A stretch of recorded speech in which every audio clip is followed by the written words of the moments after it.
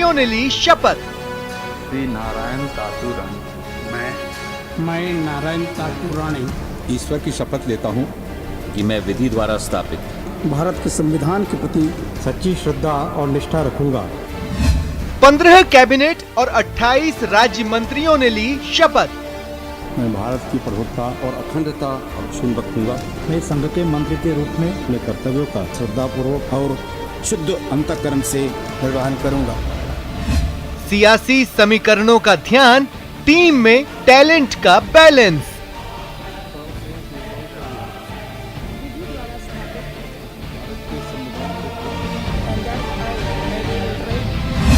दूसरा कार्यकाल, पहला विस्तार, युवा चेहरों पर दाव।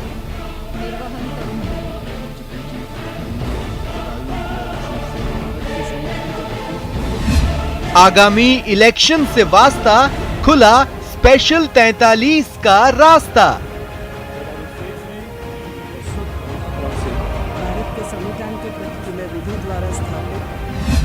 विस्तार में राजस्थान से एकमात्र चेहरा भूपेंद्र यादव।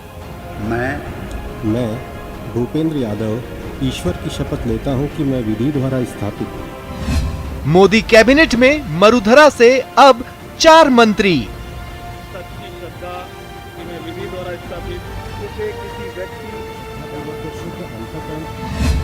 मरुधरा कितनी रही प्यासी। नमस्कार, बहुत स्वागत है आपका। प्राइम डिबेट देख रहे हैं आपके साथ मैं जेपी शर्मा। देश के बुद्धिजीवी आज केंद्रीय मंत्रिमंडल के विस्तार के अलग अलग पहलुओं को खंगालने में लगे हुए हैं। मंत्रिमंडल की साइज करीब 1.5 से 2 गुनी हो गई है। क्षेत्रीय संतुलन, जातिगत संतुलन, चुनावी राज्यों में संभावित असंतोष, इन सब को विस्तार में एड्रेस करने की कोशिश की गई है।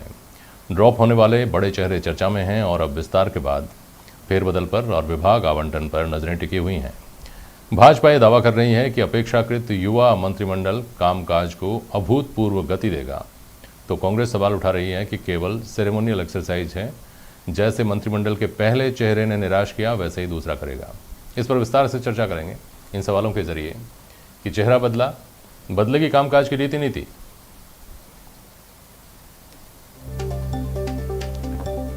बड़े चेहरों को ड्रॉप करने के मायने क्या हैं?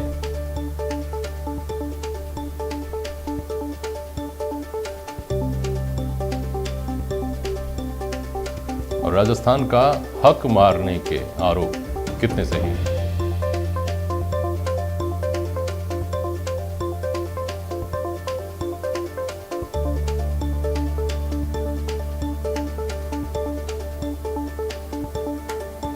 पुनीत कर्णावट हैं हमारे साथ, भारतीय जनता पार्टी के नेता और जयपुर के डिप्टी मेयर। अवधेश आकोदिया जी वरिष्ठ पत्रकार हमारे साथ हैं और स्वर्णिम चतुर्वेदी जी हैं कांग्रेस के नेता। बहुत स्वागत करता हूं आप सभी का। पुनीत जी, पहले आपके पास आ रहा हूं। मंत्रिमंडल का चेहरा बदलने के साथ किस तरह की अपेक्षाएं हमारी बदलनी चाहिए, किस तरह से अपेक्षाएं बढ़नी चाहिए और क्यों?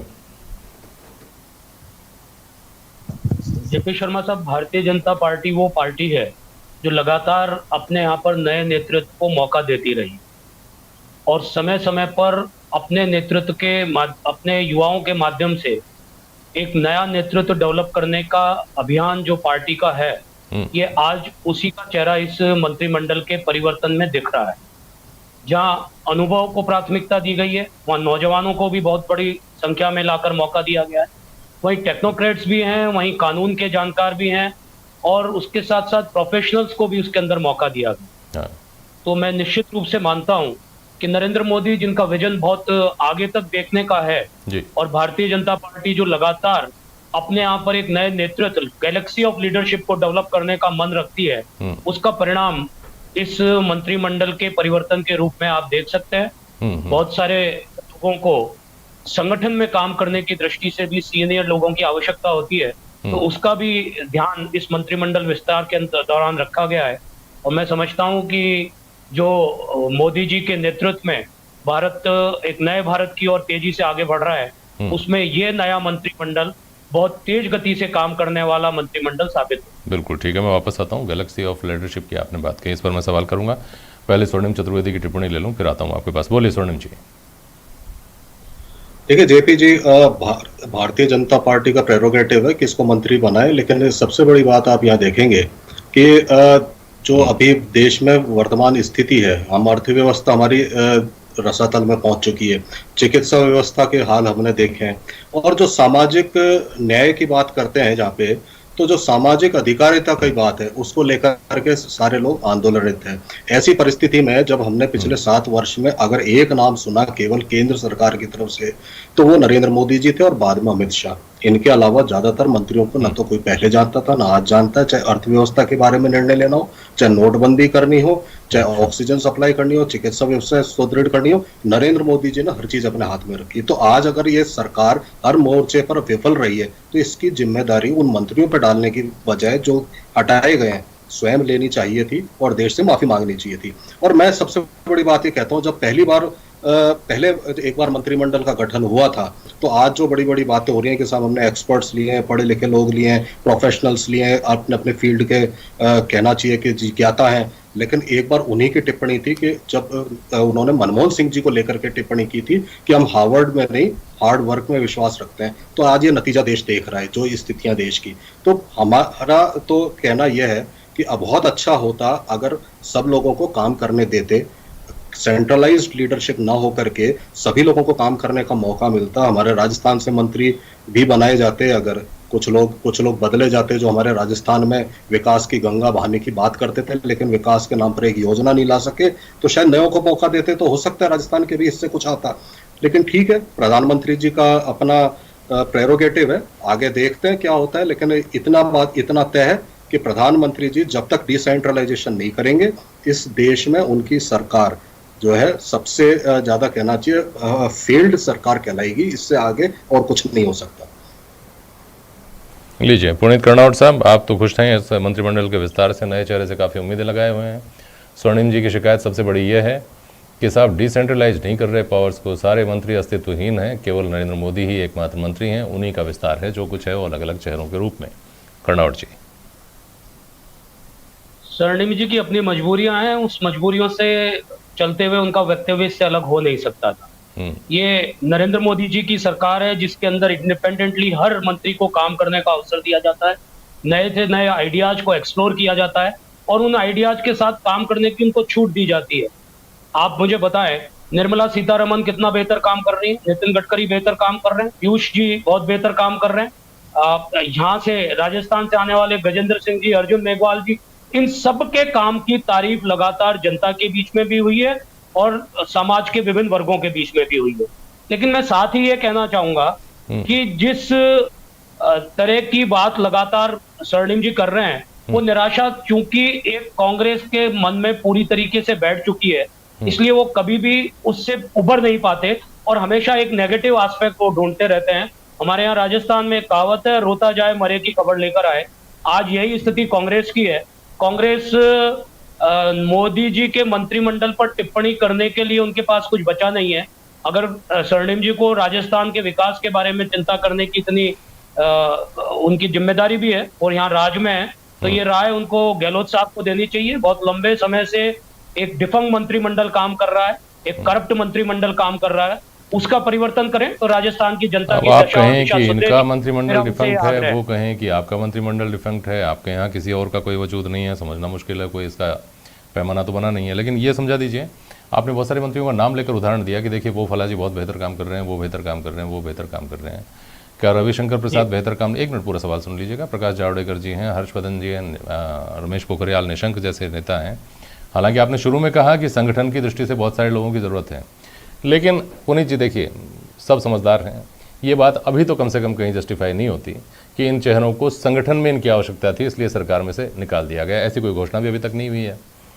तो ये सवाल इस तरह से आ रहे हैं सामने कि हर्षवर्धन जी को इसलिए हटाया गया कि देश की में कोविड की जो दूसरी लहर थी उसका मैनेजमेंट बहुत ही निराशाजनक था। तमाम दूसरे जो मंत्री हैं उनके साथ कुछ ना कुछ इस तरह की शिकायतें जुड़ी रहीं। उनका जो रिपोर्ट कार्ड था वो कहीं ना कहीं से कमज़ोर था या विवादित था या निराशाजनक था, इस वजह से उनको बदला गया। नहीं, मैं आपकी बात से सहमत नहीं हूँ। मैं भारतीय जनता पार्टी को बहुत बेहतर तरीके से जानता हूँ और आप भी बहुत बेहतर तरीके से जानते हैं। हमारे यहाँ प्रत्येक कार्यकर्ता को उसकी योग्यता के अनुरूप अधिकतम उपयोग करने की दृष्टि से कार्य दिया जाता है। डॉक्टर हर्षवर्धन का मैनेजमेंट तो बहुत बेहतर मैनेजमेंट था, वो बहुत बेहतर मैनेजमेंट था, इसीलिए जो सेकंड वेव की तीव्रता थी उस तीव्रता को समय रहते नियंत्रण करने की पूरी कोशिश की गई राज्य सरकारों के असहयोग के बावजूद। उसका अगर मैं उदाहरण दूंगा तो फिर आपको अच्छा नहीं लगेगा। जहां 328 मीट्रिक टन ऑक्सीजन की रिक्वायरमेंट थी, वहां झूठे दस्तावेज पेश करके सुप्रीम कोर्ट के सामने, हाई कोर्ट के सामने 900 मीट्रिक टन उपलब्ध कराने का आदेश प्राप्त कर लिया गया। ऐसी केजरीवाल सरकार जो इस राष्ट्रीय संकट के समय में भी राजनीति कर रही थी, उसमें भी भारत के डॉक्टर हर्षवर्धन ने बहुत बेहतर काम किया और केंद्र सरकार ने बहुत अच्छा काम किया। रविशंकर प्रसाद जी की योग्यता पर किसी को भी संदेह नहीं है। जिस तरीके से उन्होंने सोशल मीडिया के जायंट्स जो अपनी मर्जी से हिंदुस्तान के अंदर चलाना चाहते थे, अपनी दादागिरी चलाना चाहते थे, उन सबको घुटने पर ला दिया। इसमें भी किसी प्रकार की कोई संदेह नहीं होना चाहिए। रविशंकर प्रसाद जी मूलतः विद्यार्थी परिषद से आए हुए कार्यकर्ता हैं। मैं बहुत लंबे समय से उनको जानता हूं और संगठन उनका प्रिय विषय रहा है। आप देखिएगा संगठन में कोई महत्वपूर्ण जिम्मेदारी पर वो आने वाले हैं। नहीं, ठीक है, वो आपकी पार्टी का अंदरूनी मामला है। लेकिन सवाल असल में इसीलिए पैदा होते हैं। आपने इनकी योग्यता और इनका कामकाज जो बताया ना पुनीत जी, देखिए इतना बेहतर काम कर रहे थे। हर्षवर्धन जी चिकित्सा मंत्रालय में, स्वास्थ्य मंत्रालय में इतना बेहतर काम कर रहे थे, अनप्रेसिडेंटेड काम कर रहे थे। रविशंकर जी ने इतने बड़े सोशल मीडिया जायंट को अपने कदमों पे ला दिया, घुटनों पे ला दिया। तो फिर ऐसी अचानक बदलाव की जो ज़रूरत थी वो हो सकता है। आप पार्टी के प्रवक्ता हैं, आप निश्चित तौर पर इसी रूप में इस बात को कहेंगे। लेकिन अवधेश आकोदिया, आज जो मंत्रिमंडल विस्तार जो हुआ है उसमें तमाम जो दूसरे सवाल हैं उसके साथ साथ सबसे बड़ा सवाल, बल्कि यूँ कहिए कि एक बहुत बड़ा सरप्राइज़ लोगों को हुआ है, जिसमें रविशंकर प्रसाद को, हर्षवर्धन सिंह को, रमेश पोखरियाल निशंक को, प्रकाश जावड़ेकर को, ये सब वो चेहरे हैं जिनके साथ किसी तरह का कोई बड़ा विवाद भी जुड़ा हुआ नहीं माना जाता और इन सबको ये माना जाता है कि पार्टी के दिग्गज हैं, पार्टी के पिलर्स हैं। अब हो सकता है ये बात तो समझ में आती है कि पार्टी इन लोगों को इग्नोर करके इनका उपयोग तो निश्चित तौर पर कहीं ना कहीं करना चाहेगी, इनको कोई ना कोई जिम्मेदारी मिलेगी। लेकिन मंत्रिमंडल से इनको हटाया जाना लोगों को चौंका नहीं रहा क्या? जी बिल्कुल जेपी जी, देखिए ये जो जितने भी बड़े नाम आपने गिनाए ये बिल्कुल इस सरकार के पिलर्स थे और जो पूरी एक कोर टीम है प्रधानमंत्री की डिसीजन मेकिंग की, उसका ये हिस्सा थे। इनको हटाया जाना, किसी को ये उम्मीद नहीं थी कि ये चेहरे हटेंगे वहाँ से, ये बिल्कुल अप्रत्याशित था। लेकिन मैं एक दूसरी बात की तरफ आपका इशारा करना चाहता हूँ। पुनीत जी ने अभी कहा कि हमारी सरकार बहुत अच्छा काम कर रही है। जो हटाए गए हैं केवल एक लॉजिक के साथ उसको जस्टिफाई करना कि वो संगठन के में काम करेंगे इसलिए हटाया गया है। देखिए 4 अहम मंत्रालय हैं, शिक्षा, स्वास्थ्य, सामाजिक न्याय और श्रम, जिनको आपने, जिसमें से श्रम को आप हटा दीजिए, शिक्षा, स्वास्थ्य और सामाजिक न्याय, ये 3 मंत्री आपने रिप्लेस कर दिए हैं। एक को गवर्नर बना दिया है, 2 को हटा दिया है। जब इन 3 मंत्रालयों के मंत्री अच्छा काम कर रहे थे तो नए लोगों को मौका देके, जिनको काफ़ी समय काम समझने में लगेगा, फिर वो ट्रैक पर आएंगे, तो आप क्या मैसेज देना चाहते हैं? या इससे ये साबित होता है कि ये जो मंत्री थे तीनों के तीनों, इनका परफॉर्मेंस उतना बेटर नहीं था जितनी प्रधानमंत्री नरेंद्र मोदी को उम्मीद थी। बिल्कुल, केवल इस बात से जस्टिफाई करना कि उनको संगठन में उनकी आवश्यकता है। जैसे डॉक्टर हर्षवर्धन का एग्जांपल है, वो ऑलरेडी संगठन में काम किए हुए आदमी हैं और वहां पे वो सफल नहीं रहे संगठन में काम करते हुए, उसके बाद उनको इधर लाया गया। यहाँ उनको ये कह के कि उनको संगठन में भेजा जाएगा, मेरे हिसाब से वो जस्टिफाई करना इस तरह से उसको ठीक नहीं है। औसत समझ और औसत सूचना रखने वाला आदमी तो इस तर्क से संतुष्ट हो नहीं सकता कि ऐसा चूंकि किया जाना है इसलिए ऐसा किया गया। बहरहाल स्वर्णिम चतुर्वेदी जी, आपको ये मंत्रिमंडल निराश करता है, लेकिन ऐसे लोगों की कमी नहीं है जिनमें ये मंत्रिमंडल इसलिए आस जगाता है कि इसमें इसका जो औसत आयु है वो इसको युवा वर्ग की तरफ लेकर जाती है। इसमें सर्वाधिक ओबीसी को प्रतिनिधित्व दिया गया है, 27 मेरे ख्याल में, एससी को और एसटी को प्रतिनिधित्व दिया गया है। इसमें 13 वकील हैं, 5 डॉक्टर हैं, हो सकता है एक आध ऊपर नीचे हो मेरा आंकड़ा, 7 रिटायर्ड आईएएस हैं, प्रशासनिक अधिकारी हैं और इंजीनियर्स हैं। तो पढ़े लिखे लोग, युवा लोग और सामाजिक दृष्टि से अलग अलग क्षेत्रों का, अलग अलग वर्गों का प्रतिनिधित्व। क्या इस मंत्रिमंडल से हमको एक बेहतर कामकाज की आस नहीं करनी चाहिए स्वर्णिम चतुर्वेदी जी?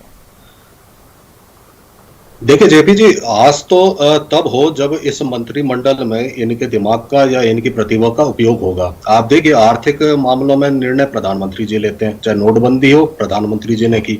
रक्षा मामलों की बात आप करते हैं तो प्रधानमंत्री जी राफेल सौदे से लेकर के पाकिस्तान की जो भी ये स्ट्राइक हुई थी उसको खुद श्रेय लेते हैं कि मैंने निर्णय लिया। आप देखें, चिकित्सा व्यवस्था अगर होती है तो उसमें ऑक्सीजन किसको मिलनी चाहिए कि नहीं मिलनी चाहिए, वैक्सीन मिलनी चाहिए नहीं मिलनी चाहिए, ये निर्णय प्रधानमंत्री जी लेते हैं। तो किसका उपयोग करेंगे? आखिर पहले जितने मंत्री थे, अगर मंत्रिमंडल में जितने भी मंत्री रहे, उनके आधे के नाम भी शायद भारतीय जनता पार्टी के प्रवक्ता भी नहीं जानते होंगे। मैं आपको कह रहा हूं, हम किसको जानते थे? 3-4 गिने चुने नाम, वो तो हटा दिए गए। और सबसे बड़ी बात यह है कि ये वो मंत्री हटाए गए, हर्षवर्धन जी या जावड़ेकर जी, जो जिन्होंने देश को बार बार विश्वास दिला रहे थे 31 दिसंबर तक जो है 216 करोड़ वैक्सीन उपलब्ध होंगी, सबको वैक्सीनेट कर देंगे। सुप्रीम कोर्ट जाना पड़ा तो फिर असलियत सामने आ गई। तो ये सारी चीजें हैं, ये फेलियर है। फेलियर का जिम्मा स्वर्णिम जी, जब आप इस बात से इतने निराश हैं कि दूसरे मंत्रियों के पास तो कोई अधिकार ही नहीं है, केवल मंत्री जी एकमात्र, प्रधानमंत्री जी एकमात्र मंत्री हैं, तो फिर इस बात की शिकायत या इस बात की निराशा तो होनी ही नहीं चाहिए कि राजस्थान से प्रतिनिधित्व तो क्यों नहीं बढ़ा?